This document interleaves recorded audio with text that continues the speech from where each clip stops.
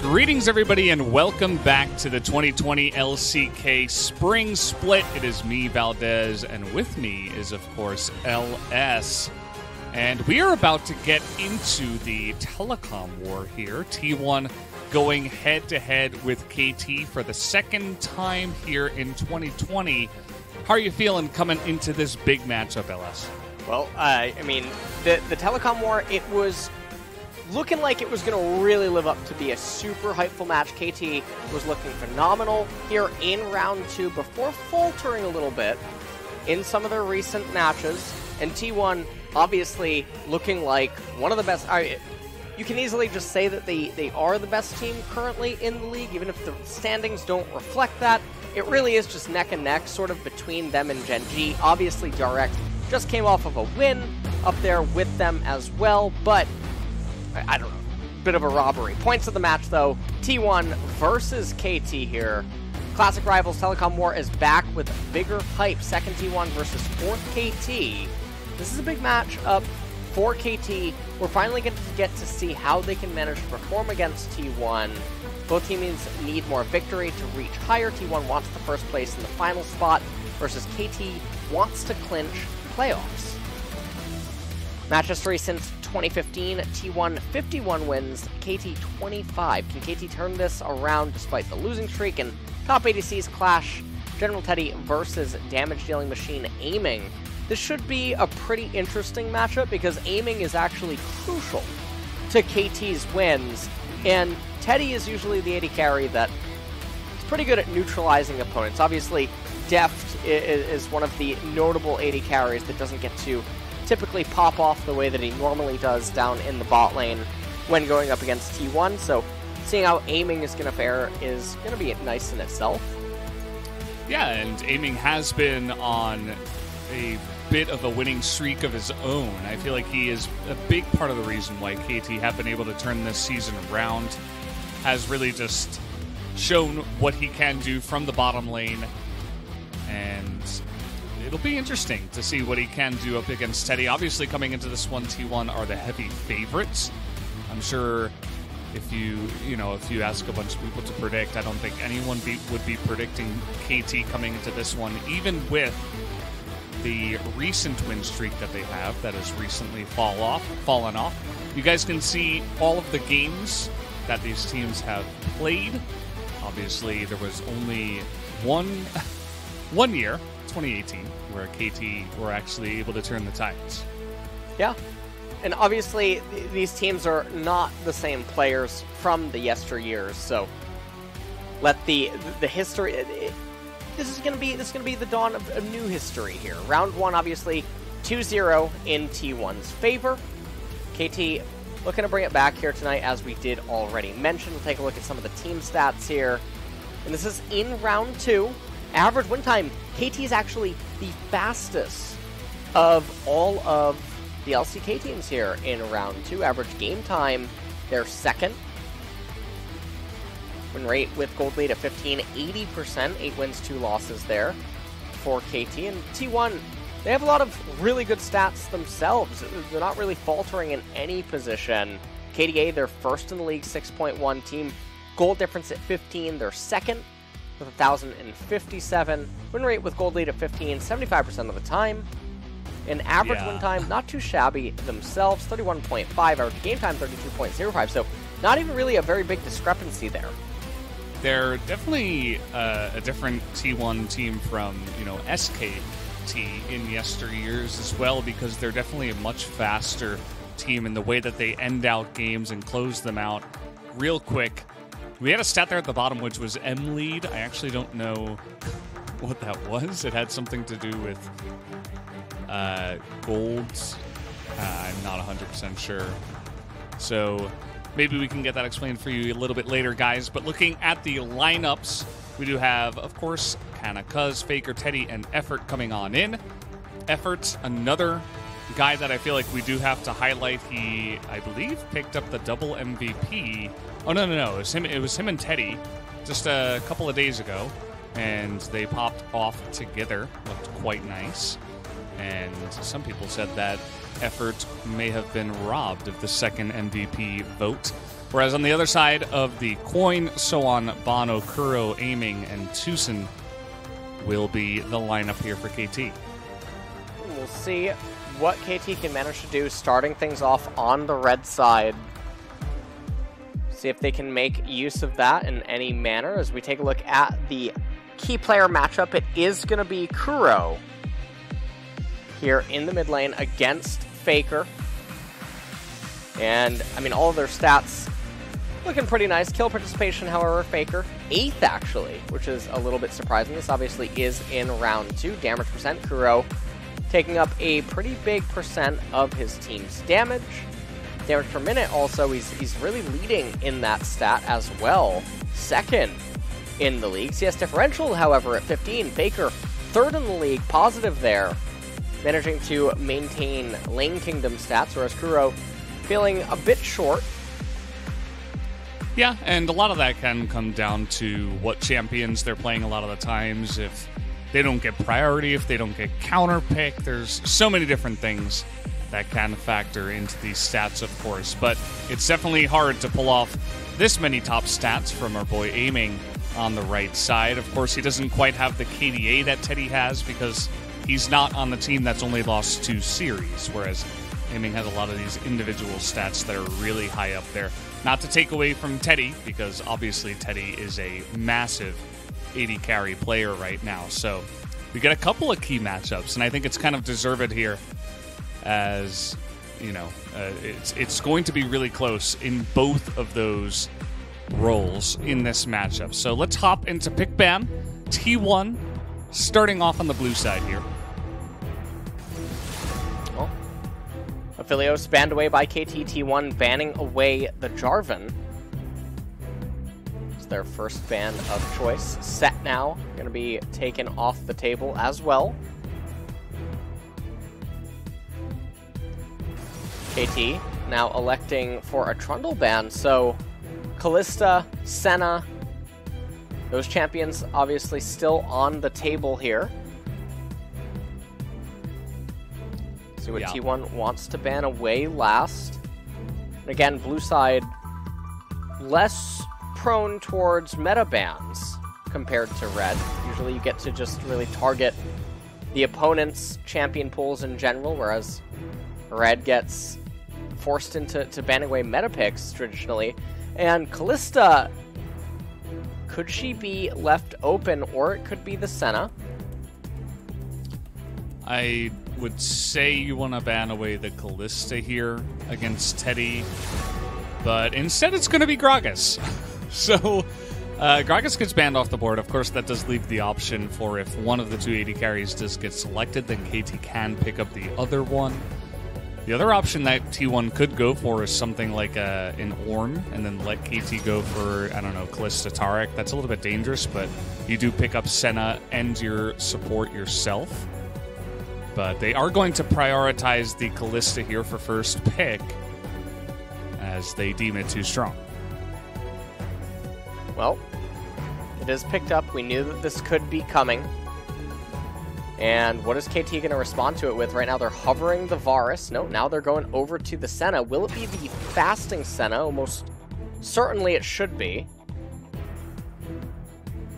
As I would imagine that a jungle pick here to accompany it before committing to key champions for the draft would be pretty ideal for KT. And it is going to be the Sejuani. So Trundle, Olaf, those champions are already banned away.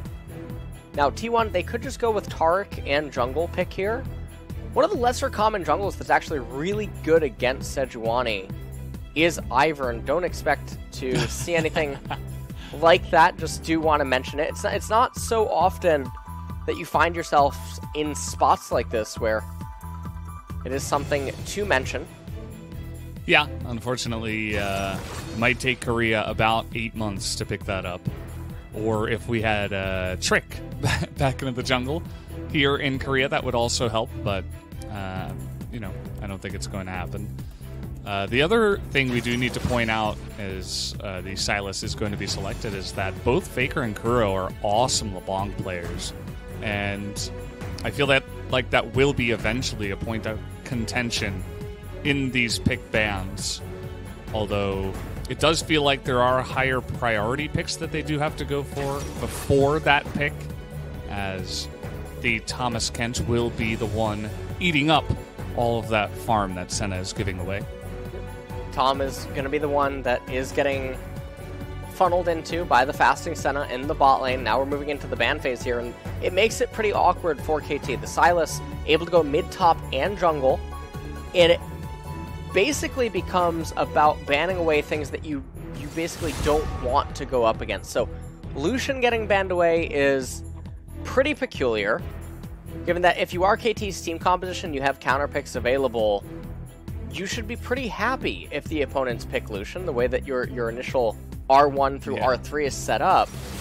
It would make T1's team composition extremely sinful, as now Aurelia gets banned away, and that could be both to protect the Sylas as well as even signify something else coming, like Nico or whatnot, although there's not really a lot of things that would suggest that Nico is a good pick here. No, it is something that Faker has piloted in the past. Obviously, the Sylas, although Faker holds it for now, can be flexed mid, top, and jungle. So we don't know exactly what he's going to be playing or what Cuz or Kana will be playing, which one of those will be picking up the Sylas. What will be the final ban here for T1? They already banned away one counter for a Sylas, as Renekton will also be taken off the board. Well, I mentioned the Aurelia ban could open up a Nico, but KT is the one hovering it, and okay. Well, with Aurelia also banned away as well, Aatrox now being hovered. Little surprising that Lucian and Jace were banned away if they're wanting to R4 Aatrox here. Bit peculiar. Ornn now being hovered by T1. Obviously, enormous amounts of scaling. Already lots of melee short-range engage on the side of KT, so the Kalista is going to be enabled all throughout the draft so far. It's not even like she's going to start to taper off. And Sylas still able to go into the jungle or mid lane. We're going to have to see what T1 want to finish this with. Yeah, that is going to be the question. Already forming that wall for the Kalista with the Ornn. I feel like that was a perfect pick, and that's the pick I was talking about. I was actually surprised that it fell all the way through bans, as LeBlanc is going to be picked up here for the mid lane. Well, this is a pretty nice Kassadin spot. If there ever is a Kassadin spot, it would be this one. Not only can you answer the LeBlanc in lane, you get so much value against the triple magic damage top side of T1. And this means that they are putting all of their eggs into the Kalista basket. And Kuro, with the enormous 5-hit here, the self-counter pick in mid lane. Wow. The Azir that cannot get to magic resistance until typically around third item outside of Merc Treads. And I think T1 is completely happy with this. Yeah, on a scale of 1 to 10, how hard do you think T1 won this draft? I would say that this is probably like a 70-30 or something of that nature, because Kalista, she's enabled all throughout. The Azir and the center are really good, but the problem is that T1 has lots of ways to get onto Azir and Senna's not funneling the best of champions, especially not against T1's team composition. Tom is mostly just going to be a sitting duck. He's not going to do anything against Kalista. Sylas is going to be able to ignore him. Ornn doesn't care about him. Taric also doesn't care about him whatsoever. There's not any key devour moments that are likely to end up coming out. Aatrox not going to serve a super big purpose. And I am really bewildered as to why the Azir here is here instead of the Kassadin, or just a different champion in general at this point. So T1 Kallista's going to be completely uncontrollable if Teddy gets going on it, because no one can really afford to build armor with this much magic damage and CC coming out on the side of T1. Yeah, I wouldn't have even minded something like a different kind of control mage, like an Orianna, something that has a little bit more access and can also mesh with her teammates. Access to magic resist is what I was getting at there. Also, I feel like it also adds another fantastic ultimate for the Sylas, just to add insult to injury. It's like, oh, okay, well now we have Cuz, who can potentially just get in there, steal the Emperor's Divide, flash on someone. Sylas is incredibly mobile, and that is one of the main things that you need as... what is going on down here, Teddy? Really? Just walks into the river and dies. Okay. Well, first blood going over to KT.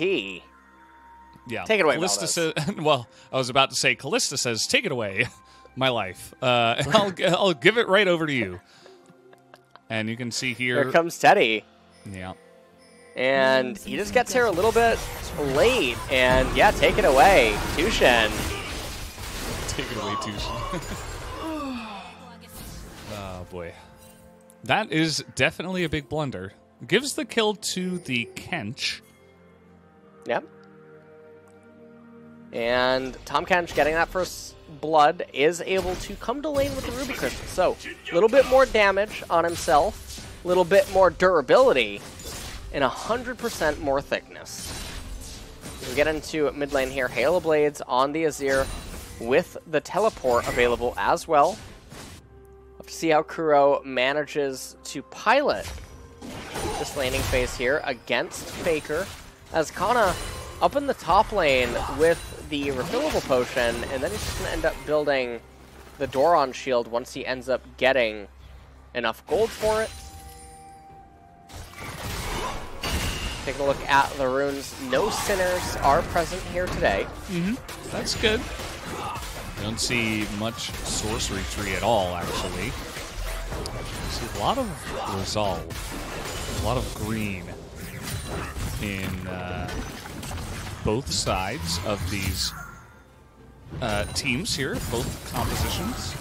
And I was really wondering why we hadn't seen much Ornn. I mean, we didn't see him at all in the first series today. I think it got banned once, but just has fallen a little bit. I understand there were some nerfs, but still a fantastic champion.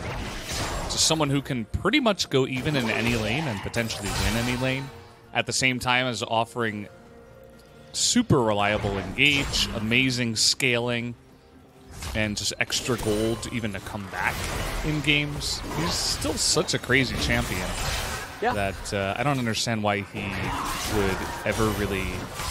Like, you have to nerf him so much with the kit that he has in order to just totally make him worthless, which is usually the key for success for a champion that never leaves pick ban.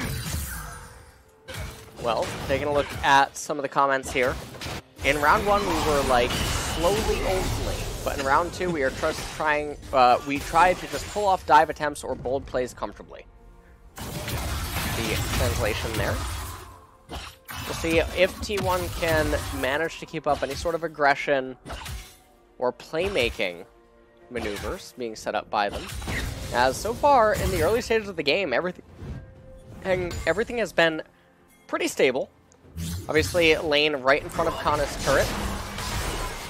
You can see the pings going down, so Kuz going to go over to the Gromp. The Sylas is pretty slow in nature. When it comes to clear speeds, it's meant to come online later on in the game. Faker 5-0 on LeBlanc, and unfortunately, I have to say I am impressed. I wish there was like a loss or something. That way I could say, why did he lose that game, you know? I mean, you could say, why not 6-0? And then maybe they go ahead and win. And you're like, oh, okay. Take it away. Yeah, I mean, I really was expecting to see LeBlanc today in this matchup specifically. we saw it earlier from Joby, and we saw its potential. And then you take a look at two of the, I think they're still both undefeated. We know that Faker is. Kuro was very close. You take a look at his overall all-time win rate with LeBlanc. It's only 91.7. Yeah. He does have 2 losses on the champion in the LCK. These are LCK stats only, guys, by the way. I remember, I believe I remember the first time Faker lost on LeBlanc. And that was a sad day. It reminded me of The Undertaker getting his streak broken.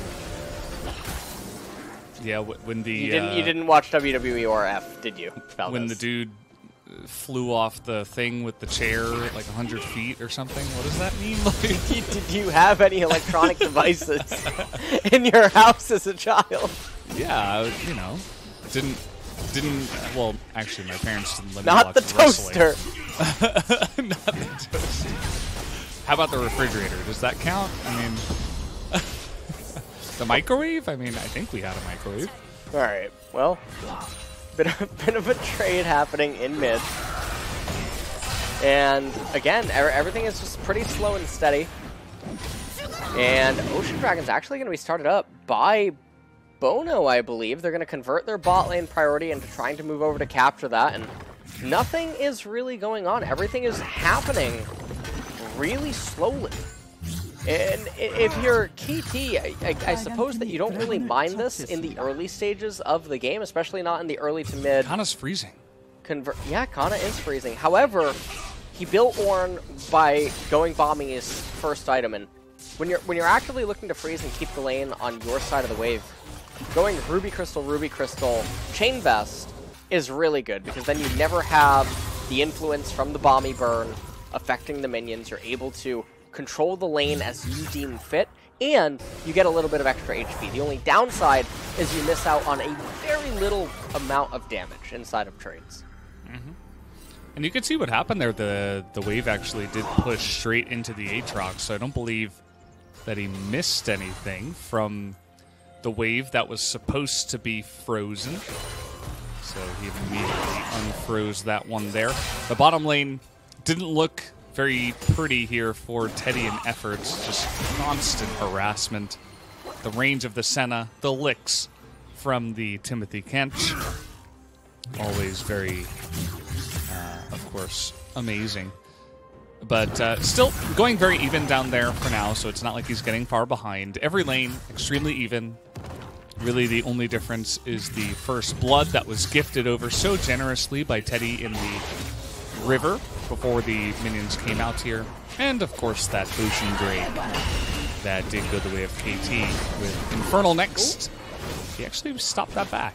Yeah, clipped aiming, and elected to not actually maintain a freeze, which is a little bit surprising given that Teddy is the one with teleport. And nothing continuing to... We are in a bit of a lull state here, and we're only 8 minutes in. There's no real objectives. No one seems to be setting up their lanes for their junglers pathing. We have blue buffs coming up, so that's going to be handed over. Take it away, Valdes. Sure. Yeah, so we're CSing really well down in the bottom lane. They're working really hard. The stun does miss. That's just unlucky. Don't worry about it, Effer. Don't be too hard on yourself. You're still doing a great job. Just hang in there. Even the mid lane had no action. Mid lane was also just like, okay, let's just chill. They didn't even see Faker get aggressive or try to take any trades or anything against the Azir. Just hanging it out here, LS. Well, at this point, I mean, we're waiting for something to happen. Obviously, Infernal coming up in 2 minutes could be one of the things that starts to drive the action, but when the laners are going to do this, there's not all that much to be said. Obviously, you could point out that whenever junglers are pathing towards certain areas, it would be ideal to maintain the lanes in certain states, but camera's just really panning around, and everyone's just sort of going blow for blow. Faker does get traded on. a little bit right here, but it's not going to be the end of the world by any means. Azir opted for the Merc Treads as the first item, has a dagger as well. And that's just going to make him more durable, harder to move by the LeBlanc. Also, just insane value against the Sylas and the Ornn. Ornn is building the Sunfire Cape first, needs to get the Abyssal Mask later on. Really important for amplifying the damage for not just himself, but so many of his teammates. And the real focus is going to be on Teddy. Now, here's one of the things. We talk about this quite a lot. KT initiated a swap for the Rift Herald. In doing so, they've now lost to Cannon Minions. So that's 200 gold in the hole. Not just the gold did they lose, but they also lose the XP on the Senna and on the Tahm Kench, and now they're sharing XP. Now you see, Teddy is moving up. Had he stayed down in bot lane, you get a turret plate, you get 2 turret plates. All things considered, you almost actually invalidate the gold that's gained by Rift Herald if the opponent's elected into taking. And one of those weird rotational things that can end up happening, but here we have 11 minutes for posturing for a Rift Herald fight, and you can just see that everyone's really disjointed right now.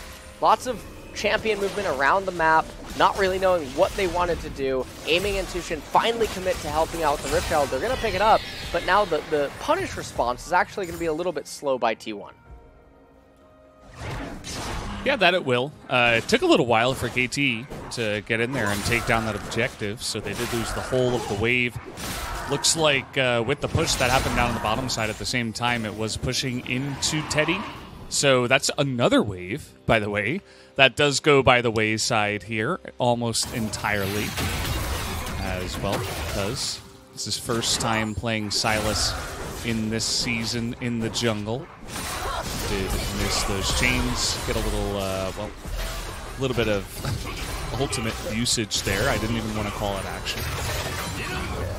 One of the weird things, Senna is locked up in mid lane right now, just trying to farm souls along with Kuro onto Faker. Luden's Echo almost complete for Faker on this LeBlanc. Infernal Dragon is up and available. Both top laners, Soan and Kana, have their teleports available to them, and now they're fighting over position. This isn't a dragon that T1 wants to just hand over for free.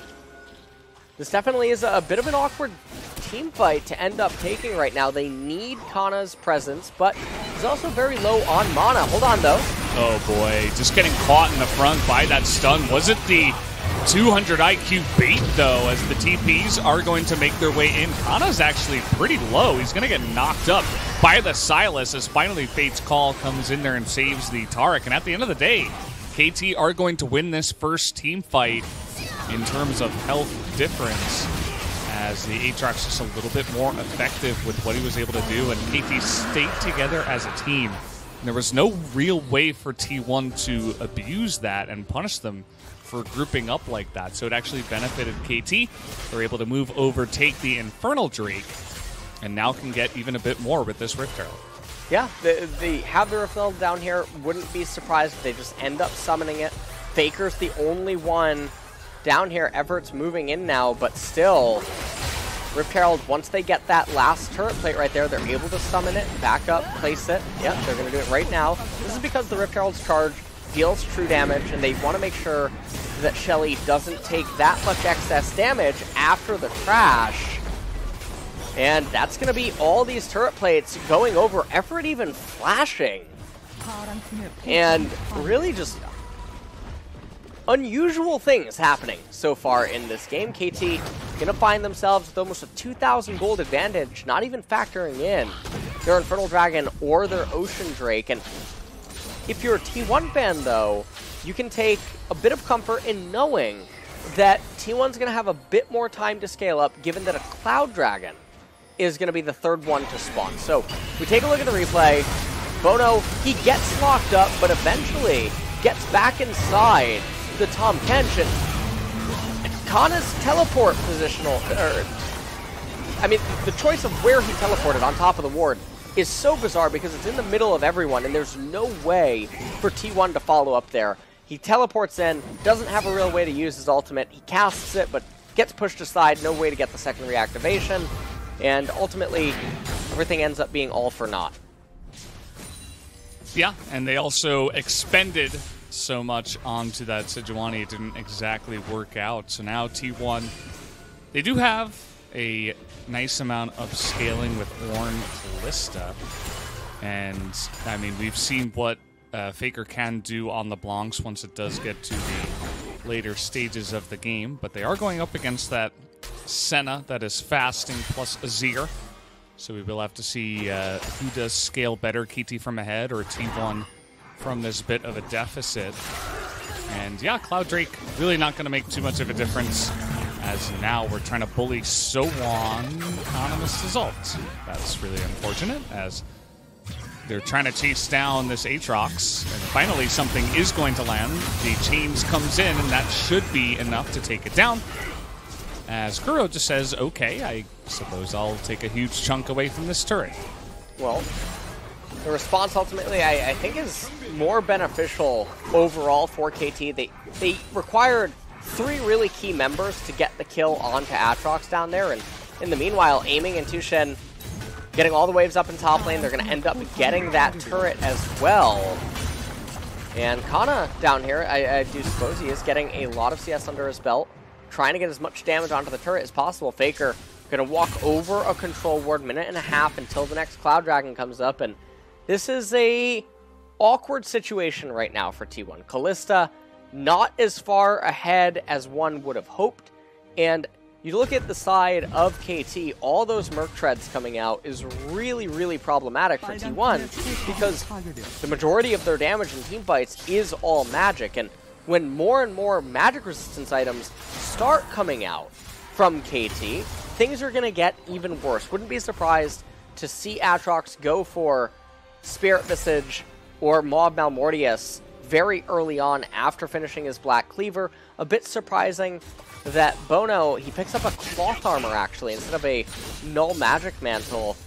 And Azir, Banshee's Veil should be on the agenda. Edge of Night probably for Aiming. Can't imagine him going for any sort of magic resistance, but now you see Tushen, even Spectre's Cowl, picked up as well.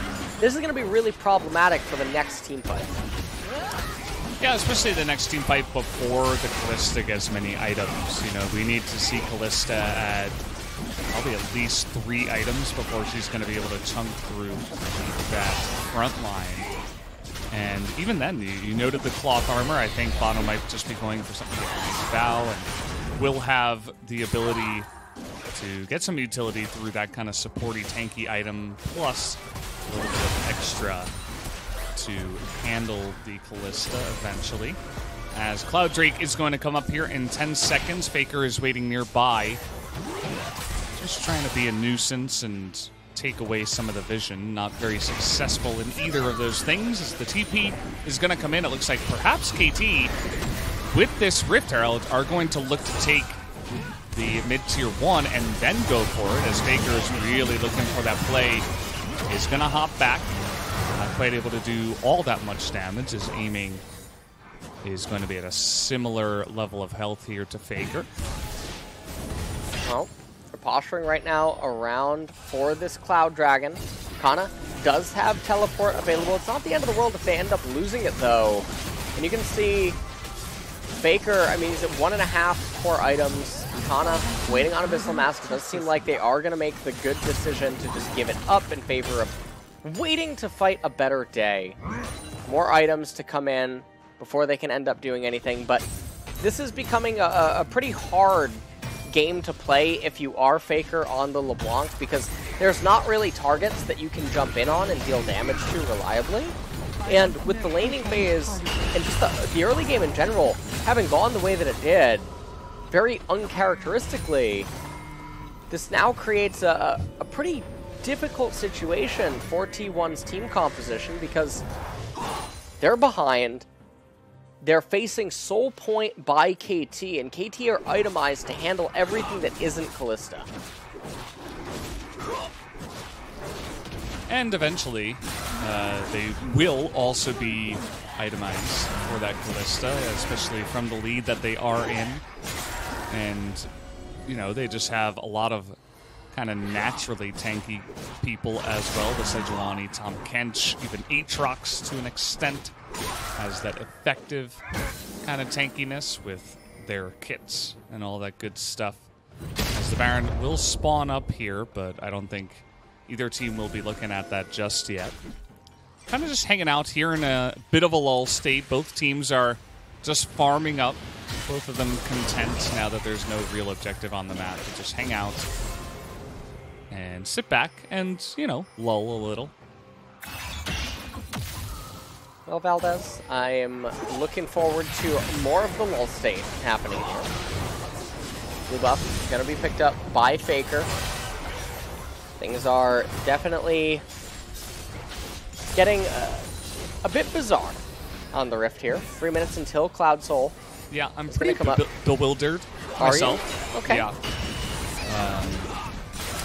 It's just really peculiar the way that this is all going down. Outside of the first blood, which happened super early on in the game, and obviously just because Teddy walked too far forward, he was too late, did not notice that he was already getting trapped by the opponent. Outside of that, we've had one kill. One real kill since the game has legitimately started. And so they don't call this league literally can't kill for nothing. Yep. Just sitting back, relaxing. That, what is it? Pool Party Tarek? Is that the name of the skin? Or is it like Beach Boy Tarek or something? Take it away.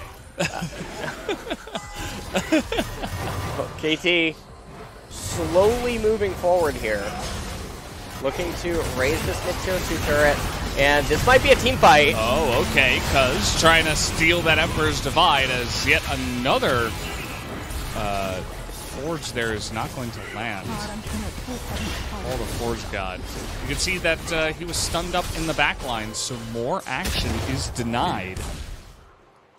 And just another turret is going to fall by the wayside. So KT pretty good about getting in and getting out without losing much. And T1 really haven't been able to push the issue at all. As you can see, Faker's desperately trying to do exactly that. He's looking for quite literally anything that he can. There's the Banshee's Veil. It's actually coming out here second. I would attribute that to the fact that this game is going as slow as it is, and there's no threat from Callista whatsoever. So Kuro acknowledging, hey, I don't actually need any of the other traditional Azir items second here. This game is so slow and controlled, and our team composition's really good. We're facing Soul Point. He just picks up Banshee's second item. So LeBlanc will not damage him. Sylas will not damage him. Ornn, not going to do anything. Taric, either. And Guinsoo's Rageblade picked up second here as the Callista item. This is actually going to be so hard for T1. And I know that I said T1 had the edge inside of the draft, but did not foresee the game being played in this kind of a manner where they were just willing to ping-pong lanes back and forth, no proactivity whatsoever. And then lane priority was completely irrelevant altogether. Yeah, that can happen from time to time. Of course, draft wins don't always mean that you are going to win the game. Of course, the players aren't robots, LS. As Faker is trying to get in there and just do a little bit of poke damage, see what he can see. But now that we are on Cloud Soul, it's not going to be easy, just trying to lock down one member, but the phalanx that KT has set up here is quite nice, especially with the Azir and just threatening engages from multiple different angles. It doesn't really seem like T1 are comfortable to take a team fight just yet. Well, KT posturing a lot. You can see Kuro going into mid lane, trying to shove out the minion wave, force a small response by T1. Teddy now coming in on the right-hand side. Remember, he's the only one that can reliably deal damage. Okay, there's an ultimate. Thomas Kench, still a champion. And when T1 is... Well, okay, hold on. Yeah, finally a call to Forge God. This one is going to land on the 3 members. As you can see, a big knockup, but is it going to matter? The Cosmic Radiance getting the full channel time and denying a lot of damage, but still, the lineup here from KT is just so...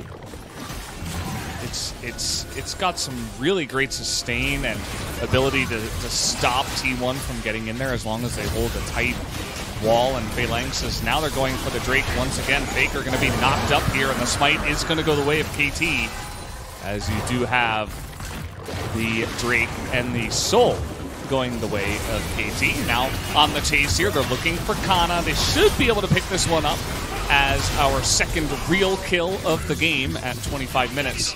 And now after they do take down the Ornn, they have their sights set onto that Baron.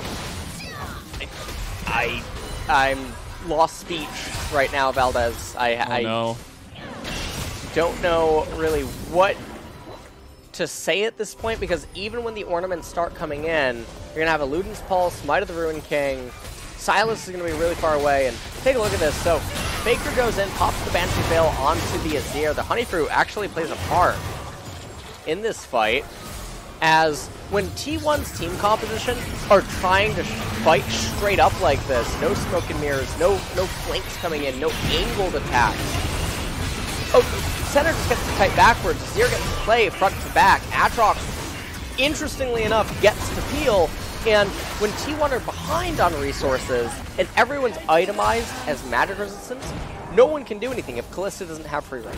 So it was a pretty easy defense, and T1 looked absolutely lost in this game, seemingly without any idea as to what to do, and KT are just coasting for free with what should have been a pretty rough early and mid game for them to play, and now they're in a commanding position. Baron's live, they have Cloud Soul. Yeah, and they're just kind of sailing. They're just soaring, you could say, on that Cloud Soul with their wings spread open, and it doesn't really look like anyone on the side of T1 are going to stop them. We'll finally take down that sun turret after some effort, with Kana down here in the bottom side. And again, they're not being very proactive, as you were trying to highlight. There's not really any kind of tactics that are being used. They're just allowing KT to run with this lead and run away with the game slowly but surely, because if they don't do something here in the next 5-10 minutes, I think this one will be as good as over. Although it still does feel like we haven't seen a real team fight where Teddy is getting in there and throwing a bunch of sticks around and really doing damage. And so let's see if that team fight is the one that does happen now, as the Baron is being taken down. Sohan has the angle, and T1 say, okay, you can have it. They're going to TP extremely late here. Kana, he can get the knock-up. Okay, that's a really nice knock-up. Effort is going to get to the backline to get the aiming in that backline, but a bunch of healing comes in, and they're fine to just sacrifice their Tahm Kench. They absolutely could have lost a lot more in that one, but essentially everybody just able to hop away with that one without more than a scratch. Yeah, they just managed to end up retreating. They sacrifice Tushin, and they just take the recall that is given to them. T1, they're going to raise the mid-tier 1 turret. They're down about 3.3 thousand. Faker and friends now going to try to attack the Baron indirectly by removing all the minion waves from the map, thus weakening the Baron power play that's going to come out by KT. I really thought KT were going to chase them into that corridor, but Kana with a 4-man Ornn ultimate, then getting a double knock-up on his E, aiming almost went down, but not quite. And then Faker just not able to really find any sort of a kill. And as it stands right now, things are really just in KT's favor. Void Staff picked up by Azir, Umbral Glaive, as well as Yumu's on the Senna, Spirit Message even, second item on Tahm Kench, which is so fantastic. Aatrox with the Death Stance, remember it does have resistances added to it now. And so we'll see what else Sohan wants to itemize. Knight's Vow into what I believe is Warmog, so a bit of something going on in Sejuani's itemization tree. The recommended items list, perhaps. Maybe just going down the line, you know, the MOBA fire build. It's like, oh, okay, this is just the recommended. This is what they said I should get, but it absolutely does not tailor to the situation. You're absolutely right. And with Baron, I have this feeling that KT are not really actually going to push the issue. With Elder coming up in a minute, it's almost too risky to, you know, go for a dive or try to get too out of position because the Elder is such a massive objective. Yeah. That you have to be really careful because one wrong move and you lose even one person and T1 takes the Elder, they absolutely could come back. And I think that's what T1 is mostly playing for right now. And in terms of itemization, Faker, Ludens, and Void Staff looks like he's just holding on to the Featured Codex. I think he wants to go Death Cap as his next item. Might of the Ruin King was transformed by Ornn for the Callista. Mortal Reminder actually picked up. Third item for Teddy. Looks like Salvation will be the ornament of choice for Effort on the Taric. And Zanya's already ready for Cuz. So Kana able to upgrade yet another item. Probably should just be the Zanya's. And okay, he did end up upgrading that. And I say that because you want the Death Crown for Faker. Effort almost loses his life. That's actually going to be a pretty big deal as Elder is live. It's really awkward timing to lose that big cooldown. I mean, T1 need everything that they have in their kit if they want to have a chance to take down KT here, but now Kana's kind of getting caught. And the chase down and the poke that does come out from aiming specifically is seemingly too much for T1, but they're not going to go down without fighting at this Elder. We've said this before, if you just give away Elder, it's basically like giving away the game anyway, as they're going to find good old Effort there right in the front. No more Fate's Call to save him this time, wishes he had that ability, as now into the back line does go Faker. Nice AoE with the knock-up, and a huge ultimate coming in from Cuz, but do they have the damage? It doesn't look like it with Teddy going down is the answer here, as Guro is going to be able to take that big team fight. And now they say, forget about that Elder, let's push the mid lane. Yeah, it looks like KT is actually calling to end this game. They do have some minions, but Effort, I mean, he's almost up. He has Cosmic Radiance. So the Cosmic Radiance alone means that they can't actually get through the Ornn and the LeBlanc. And they committed a lot of teleports for that. This is actually going to give T1, I believe, the better leg up, potentially. Oh, no, Abyssal Voyage already cast into the pit. Guro has the smite available. I don't think there's no way. Unless Faker. Oh, not going to be the case here, as the smite does come down, and now Elder for 2.5 minutes. KT about 8,000 gold ahead at the same time. 3-0-2 is Azir. As we will take another look here. Great ultimate with Vado to set this all up and start the fight in KT's favor. Well, replay, taking a look at this, and it was a great Shurima shuffle by Cuz. It was a 5-man at that, but the problem is all the resistances. No one on the team, except for Callista, is going to deal any sort of reliable damage.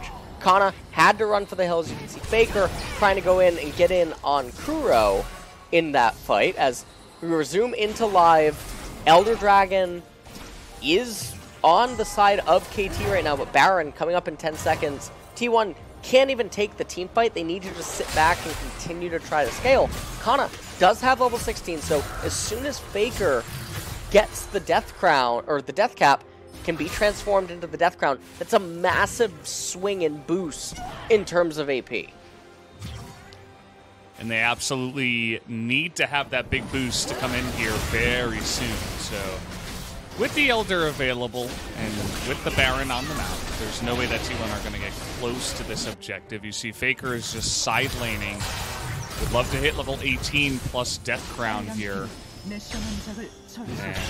just going to be trying to farm up as much as possible without losing that much on the opposite side of the map. But it looks like he is going to back now. Let's see if he does pick up that item as well. There goes the item screen, so I don't really know. As the push is on with the Baron, with the Elder. KT just super strong, of course. Going to be able to pick up the inhibitor here, no problem. Easy peasy. And the push will not end. Yeah, and they want to grab the minions in from mid lane, and now they're pushing on. One of the Nexus turrets has fallen. 15 seconds on the Elder. This is so unfortunate for T1. They're trying to hang on 10 seconds until that buff dissipates, and it's so important that it does dissipate before the fight actually breaks out. If T1 can manage to hang on, that's going to be their best. Well, not sure. They're going to go in. They have a lot of knockups coming in there because immediately it's just going to get burst down. Take a look at Teddy up on the top side. The answer will be no. Given to him by KT. KT will dominate T1 here in game number 1. Was a bit of a slow and steady victory and climb here for KT. But they do get there in the end in about 35 minutes. And that is the third game now that T1 has lost to teams that they are favored against to start off, and they just gotta hope, all of their fans and the team themselves, that they do not drop another set here to KT. They would love to get that bye into the finals, but they're just one game away from having a really hard time of clinching that spot.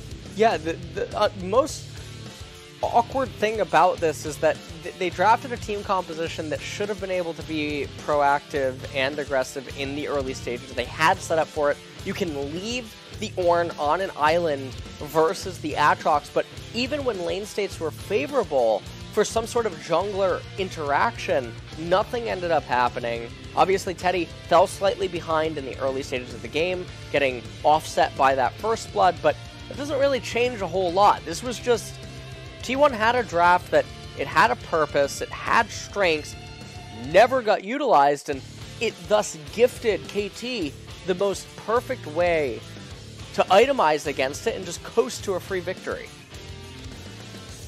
Yep, that was the case. Of course, we are going to take a look at some of the highlights here as Teddy, unfortunate beginning for him. You can see even Kuro getting in there over the wall.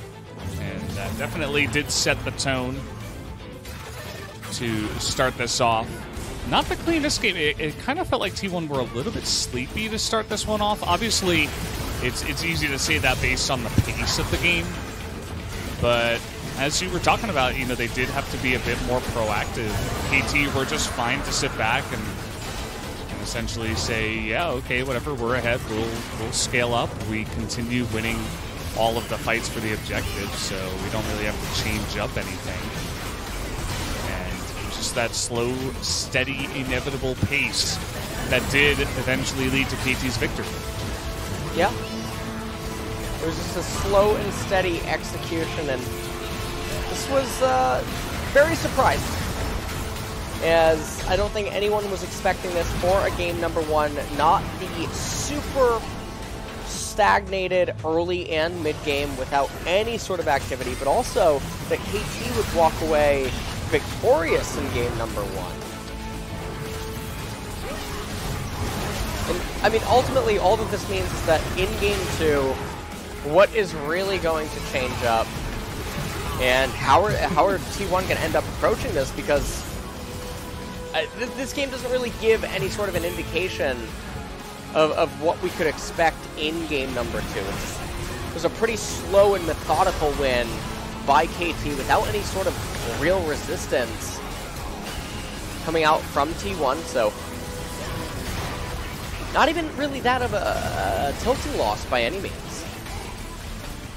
No, not really, as we are going to take a look here at the post-game breakdown.